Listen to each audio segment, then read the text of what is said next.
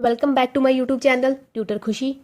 तो गाइज मैंने लास्ट आपको ये रिसिप्ट एंड पेमेंट अकाउंट करवा दिया था, फिनिश भी हो गया था। उसका आपके एग्जाम में ऐसा कोई क्वेश्चन नहीं आएगा, इसलिए उस पर ज्यादा फोकस करने की जरूरत नहीं है। आपके एग्जाम में आएगा इनकम एंड एक्सपेंडिचर अकाउंट बनाना और उसके साथ इसकी बैलेंस शीट बनाना। फुल फ्लेज क्वेश्चन आएगा 5 मार्क्स का। ठीक है, अगर एनुअल सिलेबस वाले बच्चे ये वीडियो देख रहे हैं तो उन्हें क्या है, फुल फ्लेज क्वेश्चन 6 मार्क्स का आने वाला है, जिसमें आपको income and expenditure account and balance sheet दोनों बनाने हैं। ठीक है, तो हम क्या अभी इनकम एंड एक्सपेंडिचर अकाउंट बनाना सीखते हैं। पहले तो आपको इनकम एंड एक्सपेंडिचर अकाउंट की इंट्रोडक्शन दे देते हैं। Income and expenditure account similar to profit and loss account. ठीक है, प्रॉफिट एंड लॉस अकाउंट का सिमिलर है इनकम एंड एक्सपेंडिचर अकाउंट। जैसे प्रॉफिट एंड लॉस अकाउंट बनाते हैं वैसे ही इनकम एंड एक्सपेंडिचर अकाउंट बनेगा। बस इसका नाम इनकम एंड एक्सपेंडिचर अकाउंट क्यों दिया है, क्योंकि इसका मेन मोटिव प्रॉफिट अर्न करना नहीं है। क्योंकि प्रॉफिट एंड लॉस अकाउंट से हमें प्रॉफिट या लॉस निकलता है, but income and expenditure account से एंड में प्रॉफिट लॉस नहीं निकलता है। वो मैं बताती हूँ कैसे। ठीक है, जैसे प्रॉफिट एंड लॉस अकाउंट की 2 साइड्स होती है, particular amount, particular and amount. ठीक है, इसकी भी 2 साइड्स होंगी, इनकम एंड एक्सपेंडिचर। ये सिमिलर डिट्टो कॉपी है प्रॉफिट एंड लॉस की, बस इसका नाम बदल दिया गया है क्योंकि ये एनपीओ के लिए बन रहा है।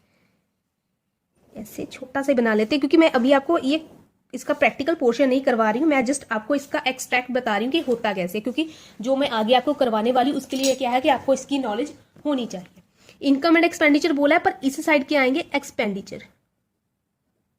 Expenditure, amount, income and amount.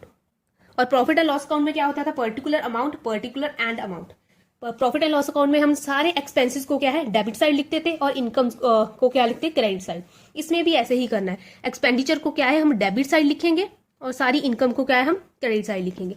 जो रिसिप्ट एंड पेमेंट अकाउंट था, receipt and payment account, receipt पहले आई और पेमेंट्स बाद में आई। ठीक है, बट इनकम एंड एक्सपेंडिचर में क्या होता है, इनकम बाद में आएगी, एक्सपेंडिचर पहले आएगा। गलती से भी ऐसा मत कर ले, कुछ बच्चे गलती कर देते हैं, इनकम एंड एक्सपेंडिचर, इनकम लिख लेते हैं देन एक्सपेंडिचर लिख लेते हैं, उनका क्वेश्चन गलत हो जाता है। क्योंकि ये प्रॉफिट एंड लॉस अकाउंट की डिट्टो कॉपी है, बस इसका नाम ही बदल गया है। एक्सपेंडिचर इस साइड आएंगे डेबिट साइड, और इनकम आएंगी क्रेडिट वाली साइड। इस पे जो भी एक्सपेंडिचर होंगे, टू सैलरी हो गया, टू रेंट हो गया, ऐसे करके मैं अभी सिर्फ आपको समझा रही हूं, इस साइड आएंगे। और जो भी इनकम होगी बाय सब्सक्रिप्शन, बाय डोनेशन, वो क्या है इनकम वाली साइड आएगी। क्योंकि स्पेलिंग गलत हो गया, ठीक है, इस साइड आएंगे। वो इनकम एक्सपेंडिचर क्यों होगी, मैं आपको आगे जो भी इनकम एंड एक्सपेंडिचर अकाउंट बनवाऊंगी मैं तब बता दूं कि ये इनकम एंड एक्सपेंडिचर क्यों है, कि ये इनकम क्यों है, ये एक्सपेंडिचर क्यों है। ठीक है, बस ये इसका है बता देती हूं। अगर आपका इनकम वाली साइड ज्यादा हुई, एक्सपेंडिचर, पहले आप प्रॉफिट एंड लॉस अकाउंट को ध्यान में रखो, ये वाली साइड ज्यादा होती, ये वाली साइड कम होती, तो यहाँ पे क्या आता था, टू नेट प्रॉफिट आता था, और इधर क्या आता था, बाय नेट लॉस। ऐसे होता था प्रॉफिट एंड लॉस अकाउंट में। पर हम क्या है, प्रॉफिट या लॉस वर्ड यूज नहीं कर सकते क्योंकि ये इनकम एंड एक्सपेंडिचर अकाउंट है और ये एनपीओ के लिए। तो हम नेट प्रॉफिट वर्ड की जगह क्या यूज करेंगे, हम यूज करेंगे सरप्लस। ठीक है ना, अगर नेट प्रॉफिट हो रहा हो तो हम नेट प्रॉफिट वर्ड नहीं यूज करेंगे, हम क्या यूज करेंगे, हम सरप्लस वर्ड यूज करेंगे। अगर नेट लॉस वर्ड हुआ, नेट लॉस हो रहा हो तो हम नेट लॉस की जगह क्या वर्ड यूज करेंगे, हम यूज करेंगे बाय डेफिसिट। कुछ डेफिसिट यूज करते हैं, कुछ डेफिशिएंसी भी यूज करते हैं, डेफिशिएंसी जिसे कमी। ठीक है ना, आप डेफिसिट लिखो, डेफिशिएंसी लिखो, कुछ भी लिखो, इधर आएगा सरप्लस। अब नेट प्रॉफिट की जगह सरप्लस आ गया और नेट लॉस की जगह डेफिशिएंसी, जहां डेफिसिट। ठीक है, ये है आपका इनकम एंड एक्सपेंडिचर अकाउंट। वैसे ही बनना है जैसे आपका प्रॉफिट एंड लॉस अकाउंट बनेगा, कोई चेंज नहीं है। ठीक है, अब ये डिफरेंट क्यों है, अब इनकम एंड एक्सपेंडिचर अकाउंट बनाना कैसे है, हमें रिसिप्ट एंड पेमेंट अकाउंट से हमें क्या बनाना है, इनकम एंड एक्सपेंडिचर अकाउंट।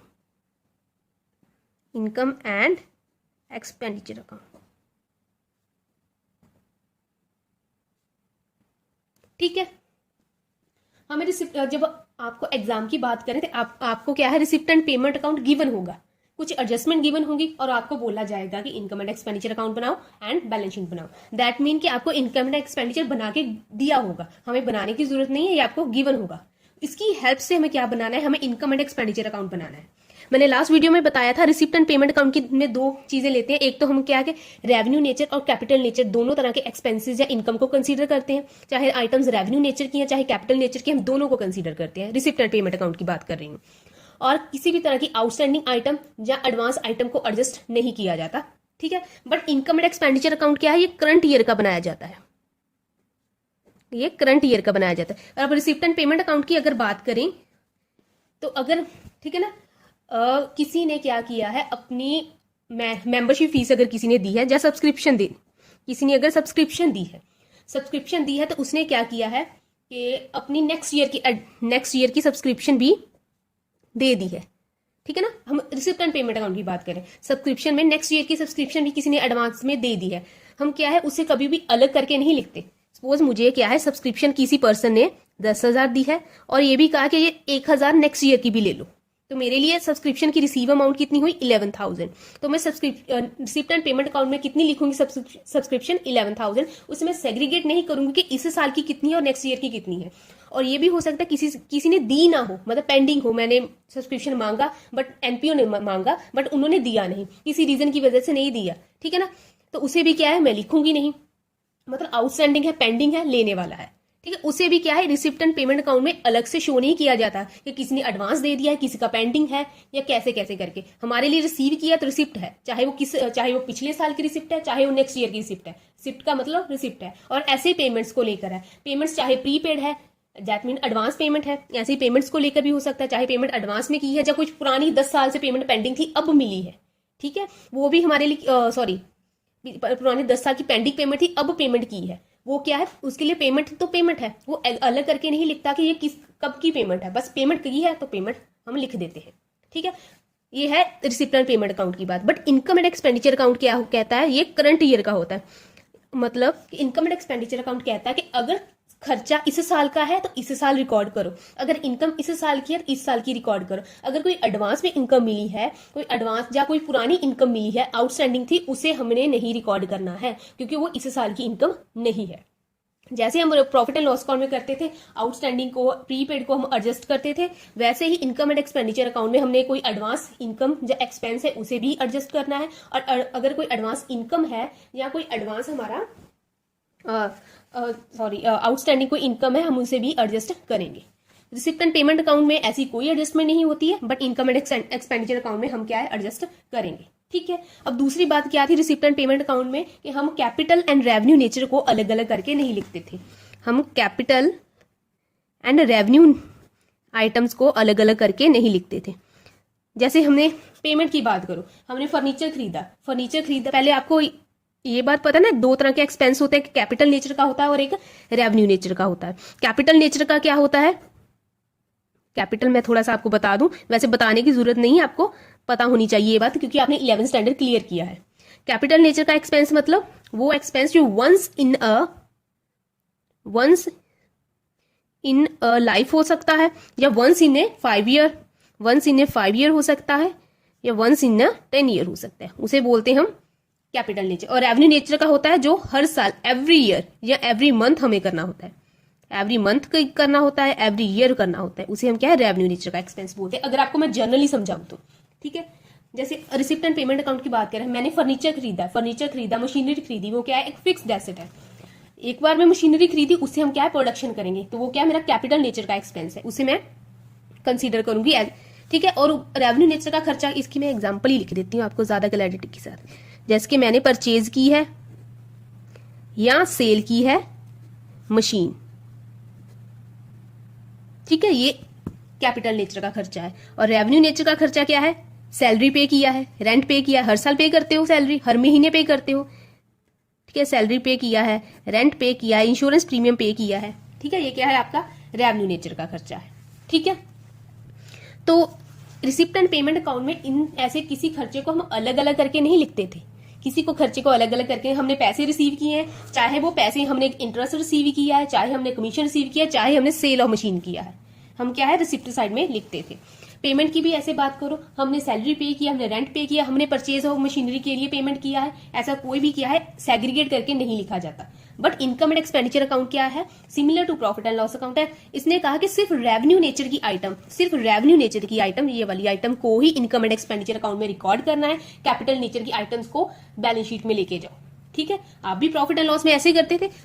आपने ध्यान दिया होगा कि 11th स्टैंडर्ड में अगर आपने लिखा है फर्नीचर परचेज किया है, कभी भी आप उसे प्रॉफिट एंड लॉस अकाउंट में नहीं लिखते थे, आप लिखते थे उसे बैलेंस शीट में, ठीक है ना। फर्नीचर के बैलेंस में ऐड करके डेप्रिसिएशन को लेस करके ऐसे एडजस्टमेंट करते थे आप, वैसे ही इसमें करनी है।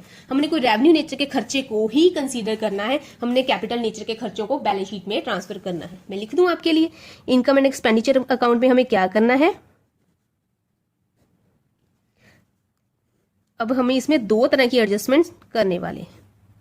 पहली क्या, रेवेन्यू नेचर के आइटम्स को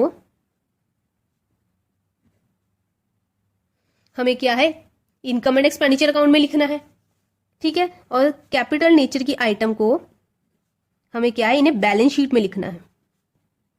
वो बैलेंस शीट ओपनिंग होगी क्लोजिंग होगी, वो डिपेंड करेगा, वो कैसे, वो मैं आपको जब क्वेश्चन कराऊंगी फुल फ्लेज में बता दूंगी। रेवेन्यू नेचर की आइटम को आपको इनकम एंड एक्सपेंडिचर अकाउंट में लिखना है, शॉर्ट फॉर्म में INE लिख देती हूँ, ठीक है। एंड दूसरी चीज क्या है, उसमें क्या है कि हमें आउटस्टैंडिंग जो एक्सपेंसेस है, प्रीपेड है एक्सपेंसेस, उन्हें क्या है, इग्नोर करना है, ठीक है। हमें आउटस्टैंडिंग है जहां एंड प्रीपेड मतलब एडवांस, प्रीपेड को एडवांस भी बोलते हैं। आउटस्टैंडिंग जहां एडवांस आइटम्स को क्या है, एडजस्ट करना है। एडजस्ट करने के बाद जो इस साल का एक्चुअल जो अमाउंट है हमें फाइंड हो जाएगा, उसे हम इनकम एंड एक्सपेंडिचर अकाउंट में लिखेंगे, ठीक है। तो वहां से हमारा जो सरप्लस या डेफिशिएंसी आ जाएगी उसे हम क्या बैलेंस शीट में ट्रांसफर कर देंगे। जैसे आप प्रॉफिट एंड लॉस अकाउंट से अगर प्रॉफिट निकलता था तो आप क्या है उसे कैपिटल में ऐड करते थे ना, वैसे ही हमें ऐसे करना है। यहाँ पे सरप्लस आएगा, सरप्लस को कैपिटल में ऐड कर दो, डेफिशिएंसी है तो डेफिशिएंसी को लेस कर दो, जैसे कि आप नेट प्रॉफिट को ऐड करते थे और नेट लॉस को क्या है, लेस करते थे। अगर आपको याद है 11th स्टैंडर्ड का trading and profit and loss account, ठीक है, तो ऐसे ही करना है। अगर फिर भी आपको कोई डाउट है तो आप मुझे इंस्टाग्राम पे DM कर सकते हैं, मैं आपको फिर से इसके लिए बहुत अच्छी वीडियो बना दूंगी, क्योंकि मैंने आपके लिए लिखा कम है और आपको समझाने का कोशिश ज्यादा किया है। तो इतना सफिशिएंट है आज के लिए। मैंने इनकम एंड एक्सपेंडिचर अकाउंट की सिर्फ आपको एक इन्फॉर्मेशन दी है कि ये कैसा होता है, हमें ऐसे क्यों कैसे बनाना है। अब मैं इसकी एडजस्टमेंट की शुरुआत करूंगी और कल आपको मैं सब्सक्रिप्शन से शुरुआत करूंगी। सब्सक्रिप्शन के लिए आपके लिए वीडियो मैं बनाना शुरू कर दूंगी। So thank you so much. आज के लिए मिलते हैं नई वीडियो में सब्सक्रिप्शन के साथ।